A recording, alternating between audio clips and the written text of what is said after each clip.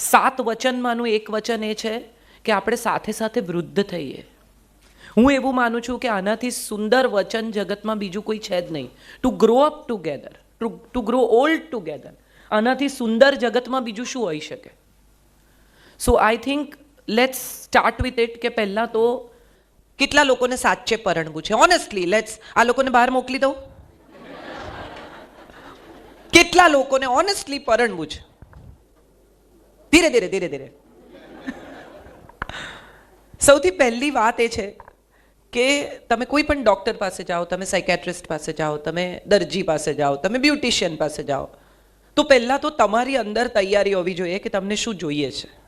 તમે એક બ્યુટિશિયન પાસે, તમે એક વાળ કપાવવાવાળા સારામાં સારા હબીબ પાસે જાઓ, જાવેદ હબીબ પાસે, અને પછી એને કહો કે કંઈ પણ કાપ.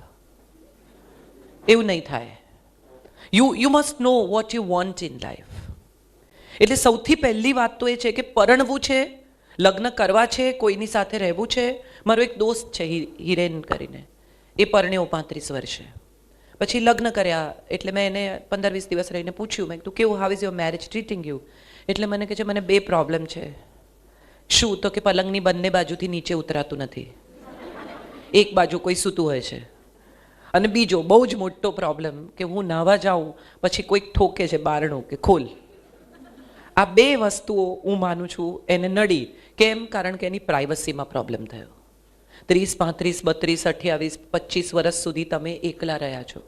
હવે કોઈ આવશે અથવા તમે ક્યાંક જશો. To live with someone requires a biggest skill, and that is to tolerate someone. એક માણસને સહન કરવાની તૈયારી તમારામાં હોવી જોઈએ. મોટા ભાગના લોકોમાં, ખાસ કરીને આ નવા છોકરાઓમાં, જે લોકો બધા સિંગલ ચાઇલ્ડ હોય છે અથવા 2 જણા ભાઈ બહેન હોય, પોતપોતાના રૂમમાં રહેતા હોય, કોઈ તમારા રૂમમાં આવે નહીં. હમણાં જ મારા એક ફ્રેન્ડને મેં પૂછ્યું, મેં કીધું શું કરે છે તારો દીકરો અક્ષત? તો કે કોઈ વાર બારણું ખોલે પણ છે. એટલે તમારા બધાના બારણા બંધ હોય, નેટફ્લિક્સ તમારી કંપની છે, એની વચ્ચે ક્યાંક એક વ્યક્તિ તમારા રૂમમાં હરતી ફરતી એનું કબાટ દડામ દઈને ખોલે ને દડામ દઈને બંધ કરે ને એના કપડાં પણ લટકવા માંડે ને એની વસ્તુઓ પણ ડ્રેસિંગ ટેબલ પર ગોઠવાઈ જાય, તો સડનલી એવું લાગે કે કોઈએ એન્ક્રોચમેન્ટ કર્યું છે. આ તો મારું ઘર છે યાર, આ અહીંયા શું કરે છે? ત્યાંથી શરૂ થાય. અથવા તમે જ્યારે ક્યાંક જાઓ છો ત્યારે તો વધુ ટોલરન્સની જરૂર છે, કારણ કે તમે તમારે ઘરે 9 વાગે ઉઠતા હતા, તમને કોઈ નથી પૂછતું. હવે અહીંયા જો 2 જણા એકલા રહેતા હોય તો સવારે કાં તો ટિફિન કરવાનું છે, કાં તો, અને તમારે નથી કરવાનું તો પણ બાઈ આવે છે તો બારણું ખોલવાનું છે, કામવાળા આવે છે તો બારણું ખોલવાનું છે, અને એમાં બંને જણા એકબીજાને કે તું ખોલ તું ખોલ. મજા એ છે, મને એવું લાગે છે, જે થોડીક વસ્તુઓ મારે તમારી સાથે શેર કરવી છે. હમણાં મારા લગ્નને 25 વર્ષ પૂરા થયા, એટલે મારા હસબન્ડને મેં સવારે કહ્યું, મેં કીધું મને ગિફ્ટ જોઈએ. આટલા વર્ષમાં તે મને કંઈ આપ્યું નથી, મને ગિફ્ટ જોઈએ છે. એટલે મને કે શું તું ગાંડા જેવી વાત કરે? We were together in school and we actually grown up together and we are best friends. May be not very good husband and wife, but we are best as friends. So મને કે શું ગાંડા જેવી એવી આપણી વચ્ચે ક્યાં gift આપવાની રિલેશનશિપ છે? એટલે મેં કીધું ના નથી, તો આજે આપણે કરવાની છે, તારે લઈ આવવાની. એટલે બપોરે એણે મને મેસેજ કર્યો કે are you serious about the gift? એટલે મેં કીધું યસ. એટલે સાંજે એ મારી ભાણેજનું સ્કૂટર લઈ અને આવ્યો ઘરે. એટલે પછી ડાયમંડની વીંટી આપી. એટલે મેં એને કીધું કે કેમ તારી ગાડી ક્યાં ગઈ? તો કે ગાડી વેચીને તો આ લીધી. એટલે મારી ભાણેજે મને પૂછ્યું કે હે મામી તમને ગમી વીંટી? And the best part that I could answer, and I felt that I didn't just say it, but that just came to my mind and thought. મેં મારી ભાણેજને કહ્યું, મેં કીધું વીંટી કેવી છે ને એ બિલકુલ નકામી ચીજ છે. એને 25 વર્ષે મારી આંગળીનું માપ યાદ છે ને મોટી વાત છે. મારે માટે બહુ ઇમ્પોર્ટન્ટ, મારે તમારા લોકો સાથે જે શેર કરવું છે ને એ કરવું છે. કેટલા બધા છોકરાઓ તમારી ઉંમરના પરણવા તૈયાર નથી. they have this beginning of negating it કે ના ભાઈ ના રહેવા દો ને. પછી લિવ ઇન, તોરલબેને કહ્યું એમ, એ આવે. લિવ ઇનમાં પણ કોઈ સાથે રહેશે, તમારા જ ઘરમાં તમારા જ રૂમમાં રહેશે જ ને લિવ ઇનમાં. તમે એવું તો નહીં કહી શકો કે તું તારે ઘેર રહે હું મારે ઘેર રહું ને આપણે લિવ ઇનમાં રહીએ. So in that case, when 2 people live together, similar things are going to come whether you get married or you don't. Only legal things come in. કે છૂટા પડવું હોય તો તમે બેગ ઉંચકીને ચાલવા માંડો, અને પેલામાં તમારે છૂટા પડવું હોય તો તમારે લીગલ ફોર્માલિટીઝમાંથી પસાર થવું પડે. સવાલ એ છે કે લગ્ન કેમ કરવા જોઈએ, એ મારે તમારી સાથે પહેલાં તો શેર કરવું છે. કેમ પરણવું જોઈએ? તમારી આખી જનરેશનની સામે બહુ અનફોર્ચ્યુનેટલી અમે લોકો એવા કોઈ પ્રસન્ન દાંપત્યનો દાખલો મૂકી શક્યા નથી. અમારા મા બાપ પરણ્યા અને બહુ ખુશ હતા, કારણ કે એમની સામે એક બહુ જ હેપી મેરેજનો દાખલો હતો એમના પેરેન્ટ્સનો. તમારી જે આખી જનરેશન આવી, જેના મા બાપ હવે બિટવીન 50 to 60 છે અથવા 45 to 60 છે, એ બધા મા બાપ અજાણતા જ પણ એટલા ઉત્તમ દાંપત્યનો દાખલો તમારી સામે મૂકી શક્યા નથી. તમને લાગે છે કે જો આ જ લગ્ન હોય તો ભાઈ સાહેબ રહેવા દો. બીજું એવું થયું સેકન્ડલી કે તમારી આસપાસના લોકો, જે લોકો પરણ્યા, તમારા મિત્રો, તમારા કઝિન્સ, તમારી આસપાસના લોકો, એમના લગ્નો એવા બહુ અધધ થઈ જવાય એવા સુખી ન નીવડ્યા, unfortunately once again. So those things have worked on your mind કે લગ્ન બહુ સફળ થતા નથી. આવું ધીરે ધીરે ધીરે ધીરે QED થઈ ગયું. પણ સવાલ એ છે કે લગ્નો કેમ સફળ થતા નથી? કેમ તમને થોડા સમયથી એવું વધારે જોવા મળે છે કે લોકો છૂટા પડી જાય છે, લોકો સાથે નથી રહેતા, બહુ જ ક્વેશ્ચન માર્ક્સ છે, બહુ ઝઘડા છે, બહુ ઇમોશનલ સ્ટ્રેસ છે, બહુ ટ્રેપ્સ છે? આવું કેમ થાય છે? એનો કોઈની પાસે જવાબ છે? કોઈ કેન સમબડી સે what is the reason why marriages are not working out today? Yes, darling. See, independence and adjusting have nothing to do with each other. Adjustment has nothing to do with independence. What is independence according to you? કમાવું, તમને ગમે એમ જીવવું, તમને ગમે એવા કપડાં પહેરવા, તમને ગમે એ ખાવું, તમારા અંગત મિત્રો હોવા, તમારી સાંજ તમને તમારી રીતે ગાળવા માટે અઠવાડિયામાં 2 દિવસ મળવા જોઈએ. આને જો તમે સ્વતંત્રતા કહેતા હો તો એને એડજસ્ટમેન્ટ સાથે કોઈ નિસ્બત જ નથી. જ્યાં પ્રેમ હોય ને ત્યાં એડજસ્ટમેન્ટ આપોઆપ થઈ જાય. ધ રીઝન બિંગ કે તમે કોઈને ચાહતા હો, તમારી મમ્મી નોકરી કરતી હોય, તમારા કોઈની પણ માં કામ કરતી હશે, તો તમને એવું કોઈ દિવસ યાદ છે કે માં રાંધ્યા વગર જતી રહી? જેના પણ ઘરમાં મધર, વર્કિંગ મધર હશે, કોઈને એવું ખબર છે કે મમ્મી એવું કહી દીધું કે આજે બહારથી મંગાવી લેજો, હું નહીં બનાવું? અથવા માએ રવિવારે આમ પગ લાંબા કરીને હિંચકા પર બેસીને એમ કહ્યું કે I am not gonna cook today? આવી કોઈ મમ્મી કોઈને ખબર છે? કેમ? Why not? એને ખબર છે કે એની રિસ્પોન્સિબિલિટી શું છે, એને શું કરવાનું છે. એડજસ્ટમેન્ટ ત્યાં આવે છે જ્યાં પ્રેમ છે. અને મને એવું લાગે છે કે પ્રેમ હોય ને તો જ પરણવાનું. પછીથી થઈ જશે એવું કોઈ પણ સમજાવે તો માનતા નહીં. થવાનો હશે તો હમણાં થશે, નહીં તો કોઈ દિવસ નહીં થાય. એની વચ્ચે કંઈ નથી. એક માણસ સાથે આખી જિંદગી જીવવાની તૈયારી છે ને, એ સૌથી પહેલા તો ઓનેસ્ટીના પાયા પર કરજો. Be very honest, be what you are. આપણે બધા જે કાજોલને જોઈએ છે, જે ઐશ્વર્યા રાયને જોઈએ છે, આપણને બધાને બહુ ગમે. કેમ? તો કે એના પર મનીષ મલ્હોત્રાએ કામ કર્યું છે અને મિકી કોન્ટ્રાક્ટરે કામ કર્યું છે અને બહુ રૂપાળી. If she is standing there you find her so beautiful and the best in the world. પણ અજય દેવગને કે અભિષેકે તો એને સવારે ઉલ્લી ઉતારતી જોવાની છે. કરીને ઉલ્લી ઉતારતી હોય ત્યારે જોવાની છે. આમ વાળ ઊભા થઈ ગયા, એના મૂંગમાંથી ઉઠીને આવે ત્યારે જોવાની છે. એના ઘસાયેલા ટી શર્ટ સાથે, એના નાઇટ ડ્રેસમાં ક્યાંક કાણા હોય એવી એને જોવાની છે. ને જો એવી પ્રેમ કરી શકાય ને તો માનજો કે સાથે જીવી શકાશે. સરસ તૈયાર થયેલી, મેકઅપ કરેલી, આઈલાઇનર કરેલી, ઇસ્ત્રીવાળા કપડાં પહેરેલી ગમે તો એની સાથે કોફી પી શકાય, એની સાથે જીવી ન શકાય. જીવવા માટે સૌથી પહેલા તો ઓનેસ્ટી જોઈશે. રૂપાળી છે કે નહીં એ બહુ મહત્વનું નથી, સમજદાર છે કે નહીં એ બહુ મહત્વનું છે.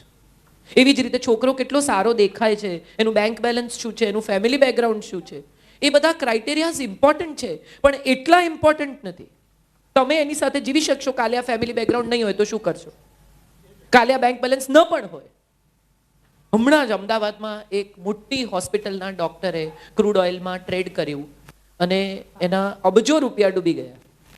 And he had to put his hospital on lease with somebody, Kotak Mahindra સાથે. અને અત્યારે જેટલું કામ કરે છે એની હોસ્પિટલમાં એ બધા પૈસા કોટક મહિન્દ્રાને ચૂકવી રહ્યો છે.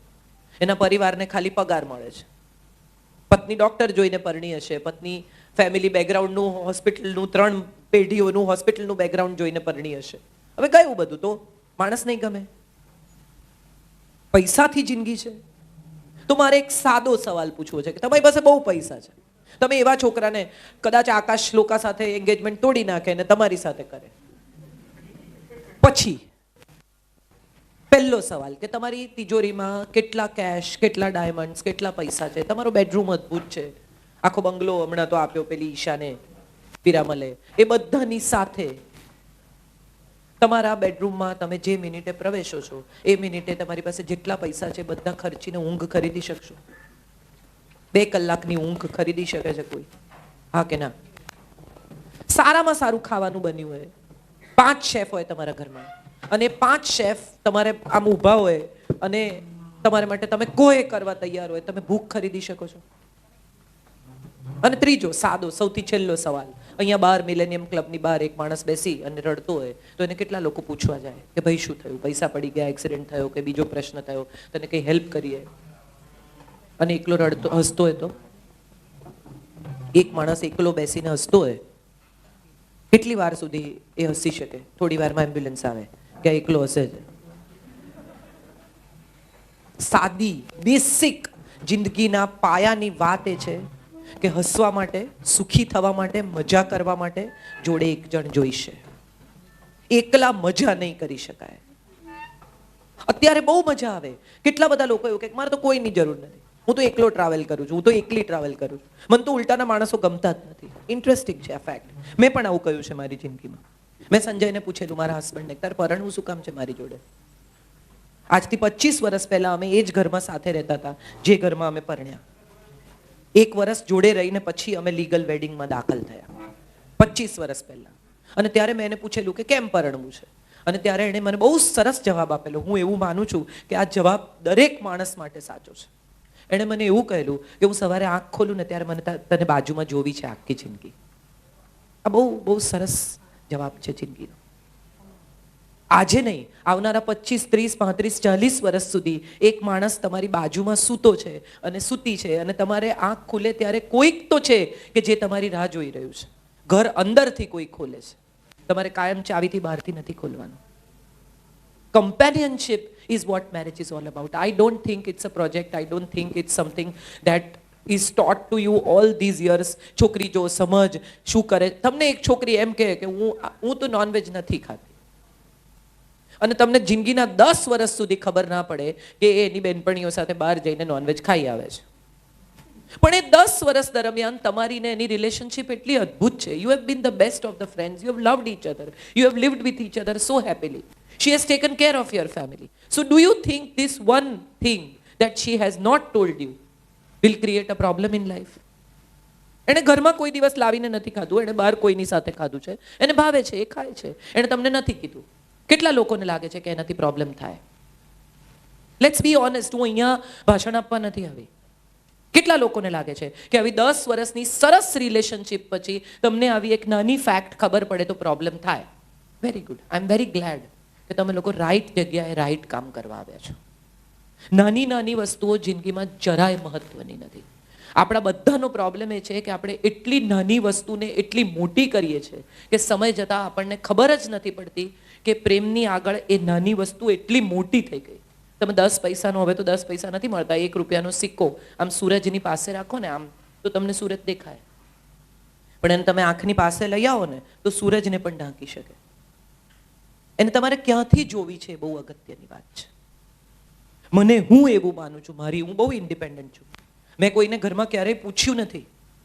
ધીસ ઇઝ ફોર યુ કે હું જાઉં, હું મારા ઘરમાં અનાઉન્સમેન્ટ કરું છું કે હું શનિવારે ભુજ છું, રવિવારે મુંબઈ છું, સોમવારે અહીંયા છું, મંગળવારે અહીંયા છું, બુધવારે ઘેર આવીશ.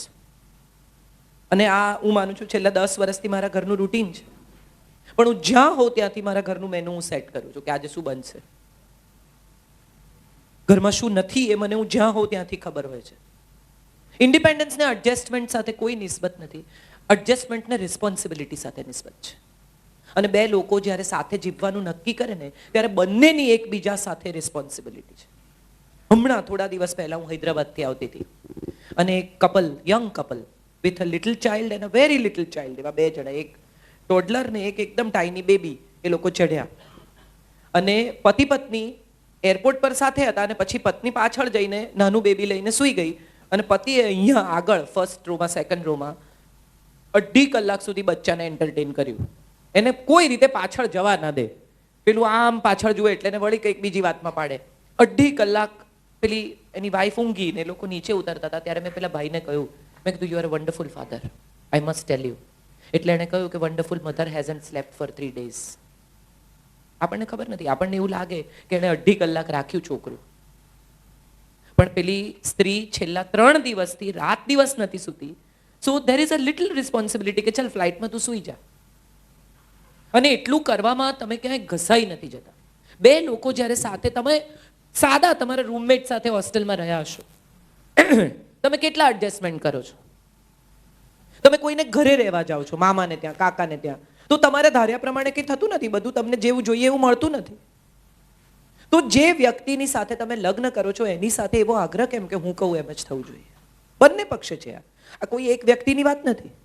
હવે તો દીકરીઓ પણ એવી રીતે ઉછરી રહી છે, ભણેલી છે, કમાય છે, તો બધી દીકરીઓને એમ લાગે છે કે હું શું કામ એડજસ્ટ કરું.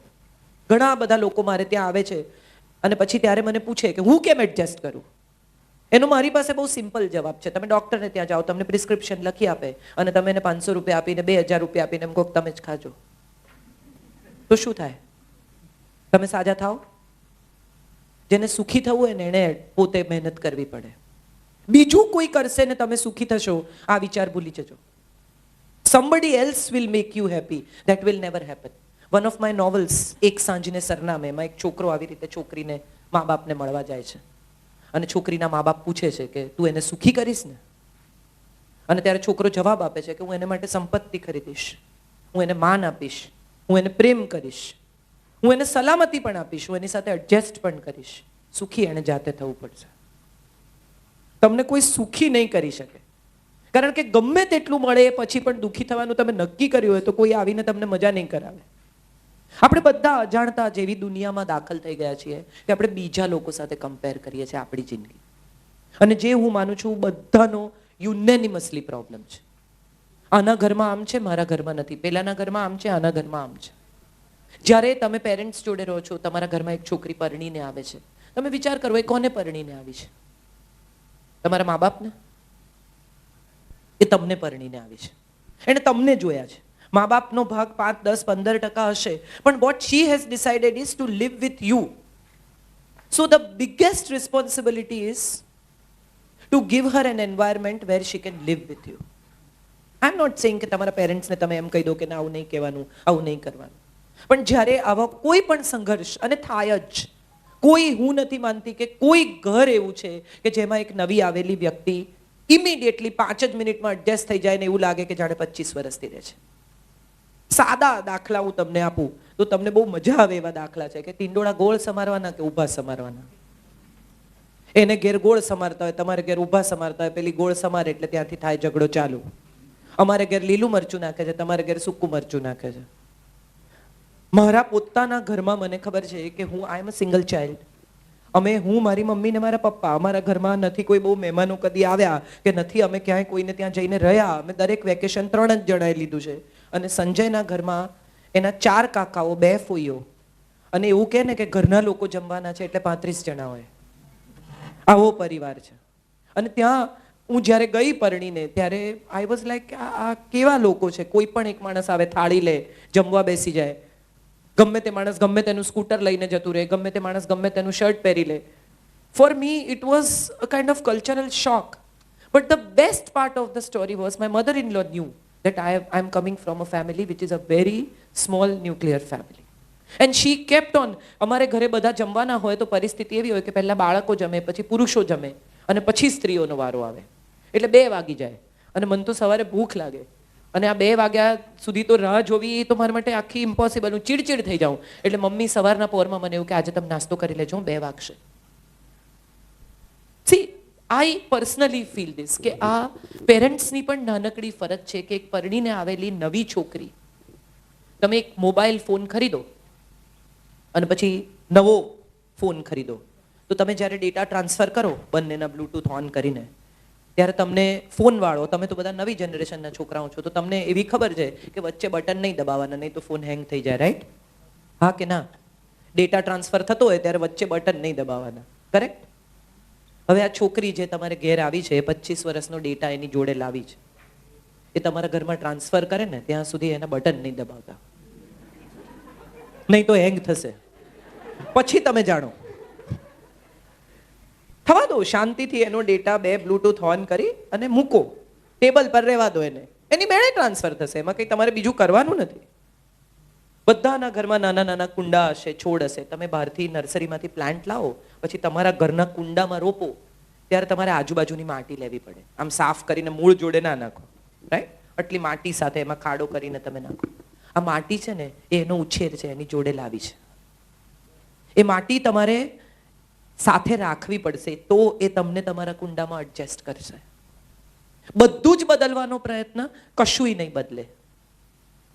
થોડું થોડું બદલવાનો પ્રયત્ન ખૂબ બધું બદલશે. હવે કાલથી સવારે 6:30 વાગે ઉઠવાનું એવું જો તમે એને કહી દો, તો એનું પહેલું રિએક્શન એવું આવશે કે નહીં ઉઠું, જા. પણ જો તમે એમ કહો કે બધા 6:30 ઉઠે છે, 7:15 બધા ચા પીએ છે, તું આવીશ, બધાને ગમશે.